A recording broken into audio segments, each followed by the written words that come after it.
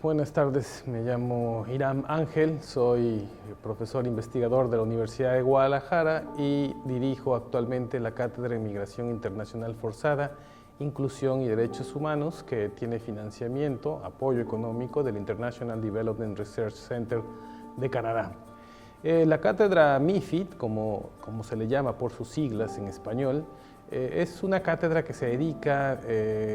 directamente a realizar investigación, docencia y difusión en temas relacionados con la migración forzada, los desplazamientos forzados, la inclusión,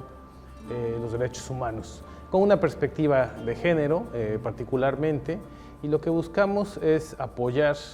los proyectos de investigación que se están generando en la Universidad de Guadalajara, pero también apoyar los trabajos que realizan las y los estudiantes en la región de América Central, México y Colombia. Esta región de América Central, conocida como el Triángulo del Norte, incluye a países como Nicaragua, Honduras, Guatemala, El Salvador, Panamá, Costa Rica,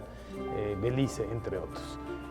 La idea de trabajar con estos países es también para generar de manera conjunta información que permita tomar mejores decisiones a nivel gubernamental, pero también a nivel de gobiernos subnacionales, es decir, gobiernos nacionales y subnacionales.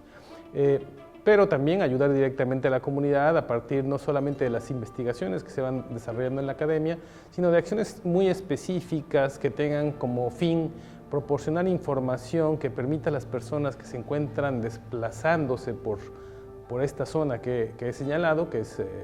la zona México, América Central y Colombia, que les permitan tomar mejores decisiones. La idea también es que a través de los proyectos que estamos desarrollando en la cátedra, las personas desplazadas, las personas que están llegando particularmente a México, puedan gozar de derechos fundamentales que gozan todas las personas que se encuentran en México, que tengan la garantía de tener la opción de ser ciudadanos con plenos derechos como cualquier ciudadano mexicano o mexicana, y en particular que tengan acceso a servicios básicos fundamentales como es la salud, el trabajo, la educación, entre otros.